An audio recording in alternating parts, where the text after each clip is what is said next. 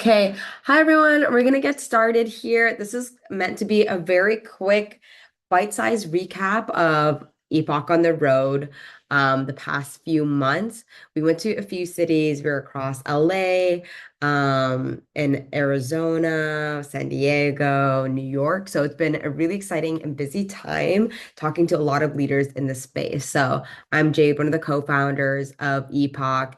And I'm excited to share all the learnings and conversations we've had the past few months. So, real quick here, we always love to kick it off with how folks are feeling today. Feel free to drop it in as a fun emoji. But some topics we'll be hearing about today is how teams are using Epoch as an AI-enabled system of record. That's been a hot topic and really exciting for us and the team to be in the forefront of supporting companies in this right now. What is to come in 2026? We are almost 5 months in. A lot has been changing. So leader conversations that we've been having has been super integral in our team supporting the space and for us to share these learnings with everyone here. And then at the end, we share a few more surprises with everyone. So, again, welcome to our webinar series. We host these at a regular cadence so that we are able to be timely with sharing highlights and learnings that we're hearing on the road, on the forefront of speaking with leaders in the space.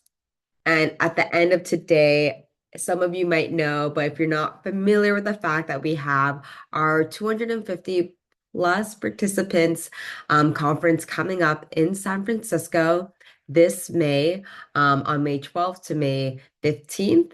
We are sharing with anyone joining today live a complimentary ticket as we had just opened up more spots, given we've expanded our location. And to kick us off, I'm going to talk a little bit about Epoch and what we've been seeing in the space and how we've been helping companies like Salesforce and Workday for all their employee experience programs, things from manager trainings to on-sites, all hands that require integrations to really meet employees where they are, is what we do here at Epoch. There's been, again, a lot of exciting things happening on the platform side of Epoch, and of course, the space itself, especially as we see AI being such a hot topic. I know everyone's kind of like tired of it at this point. It is super important, though, I think, just to understand how we can apply it within our work and be ahead of the curve. So, one of the biggest launches as of late at Epoch is our auto event generation. This has been saving teams, I would say like more than 90% of the time, because instead of now clicking through a few flows to generate an event, make sure your communication and templates are set. We're able to take historical data, best practices, and make sure you can conduct everything you need into easy prompts. And data. Data is always top of mind, has always been top of mind, even before the age of AI being the top of everyone's mind and top of every conversation. This has been a massive enabler for a lot of leaders working with us. The ability now to pull from different system and be able to quickly understand, okay, like we invested $100,000 on this large event or this company kickoff was $1 million. Who actually showed up? How is that supporting retention, engagement? What is a true ROI? Or even when you think about ERG programs, using Epoch now requires you to just do a few prompts without having to bug your people analytics team or data team to pull these for you. If you're ever curious on any of these fronts, you can always DM me or email me, jade@epochapp.com. Always excited to hear feedback and see how we can support your existing workflows too. That is all I'm going to share about Epoch for now, as there's even more exciting things to come that we'll be announcing at our conference. I'm going to now dive into what's been happening while we've been on the road the past few months. So we've been able to talk to a lot of leaders through private leadership dinners, roundtables, happy hours, panels, just lots of gatherings across the cities I mentioned. So for example, some speakers we were able to bring in as well that we were super honored to highlight was Liz from Orsted, Mira from JustWorks. Both we held a New York panel with them, and then Daniel Bird out in Los Angeles. Here's some snapshots and highlights from all the different opportunities we've had to, again, bring leaders and forward thinkers together. So you see here, New York was incredible for us as we were able to not only host a private dinner, also a evening gathering so that we could have more of those thoughtful conversations while having it guided through a panel.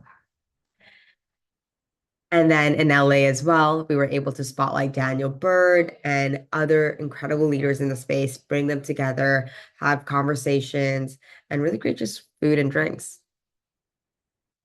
But getting to the more important part outside of these incredible moments that we were able to share the past several months is what has been top of mind for leaders in the space. Some of these might not be too surprising or new for some of you, but some are as well. So AI enablement, I think now, I'm not sure if you all are seeing this, but we've been seeing this in a massive wave where a lot of employee experience, L&D folks have now within their titles AI enablement or AI enablers within their companies, or we're even seeing folks from like becoming chief people officers to chief people officers and the AI officer and AI transformation office. That's been cool because now people are now investing a lot about upskilling employees and seeing how we can immediately have hands-on learning that is tactical to each and every person's role within a company. So this is a massive trend right now.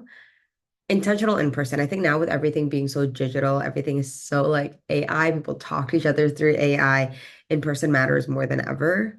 This has been a huge investment for a lot of organizations and on the roadmap for a lot more companies we work with as well. Leadership presence in these in-person moments matter more than ever as well now. Lastly, before we dive deeper into a few more of these points, is belonging at scale. Again, with I think just digitization, things feeling less like, I don't know, things are just more sterile now, I think, with AI, with people talking to each other through AI. Belonging is more important than ever. Um, so this is one big topic that we'll dive more into. Mira talked a lot about this in her New York panel, how as companies grow globally, intimacy and that sense of belonging doesn't scale as naturally. So having transparency and community and systems to support it is really crucial. And again, we'll talk more about how that happens in practice.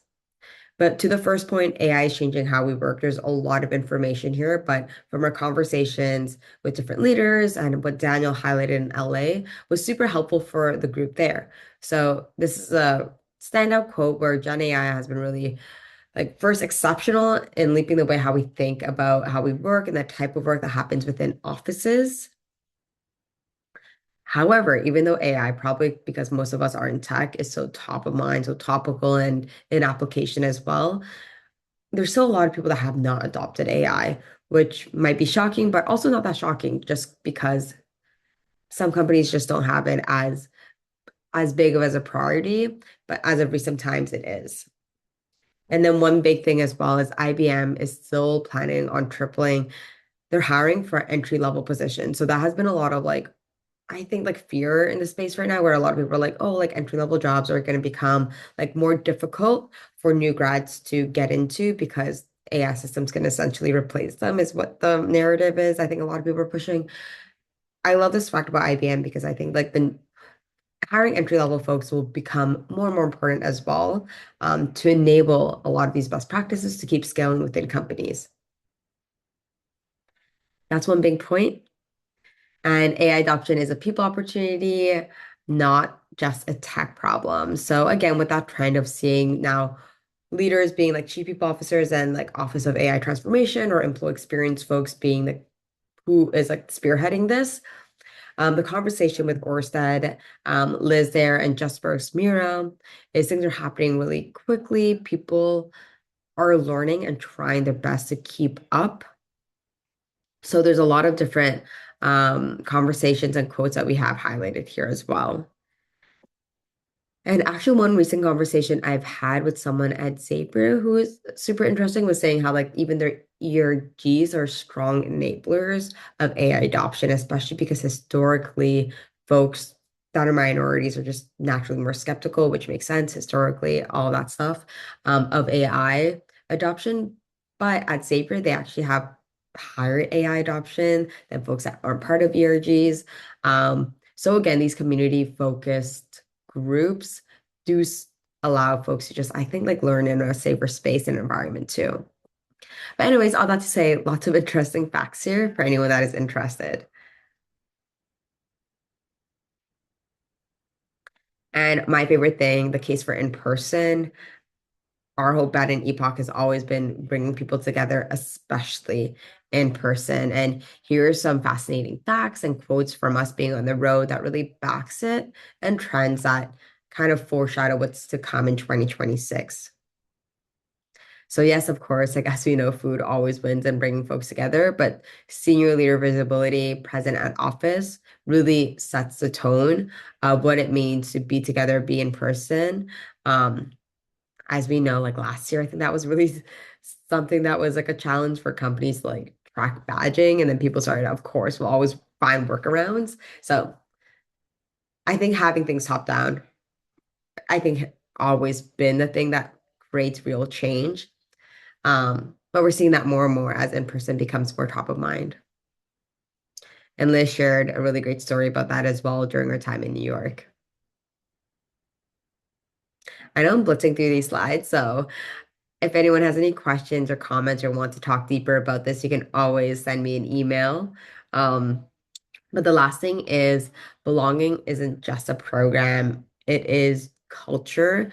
And again, culture is, I think, what makes a company successful. When you have strong culture, people feel that psychological safety, that sense of belonging. It does just unlock a lot of great work from the organization and from employees.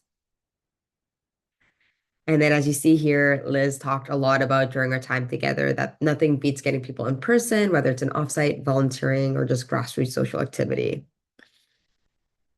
And Mira, also a huge proponent of belonging and community. But I love the fact that during our conversation in New York, she even said like she stopped saying belonging and just started talking about community and having honest conversations that feel more natural and raw, meaning being able to just create safe spaces for pockets of folks to just, again, build that sense of community within their companies.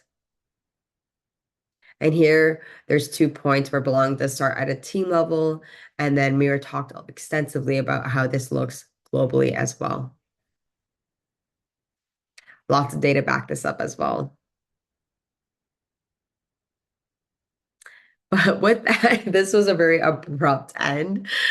But the last thing is for anyone that's joining us or watching this, we do have a conference coming up. This says next year, but it's coming up this year. It's coming up actually next month, where this happened last year as well, where we had around almost 300 folks gathering in San Francisco to share best practices and what it means to support employees at our organization. So we have folks from like employee experience, workplace experience, ERG programs, all across the spectrum of owning the crucial points of an employee life cycle.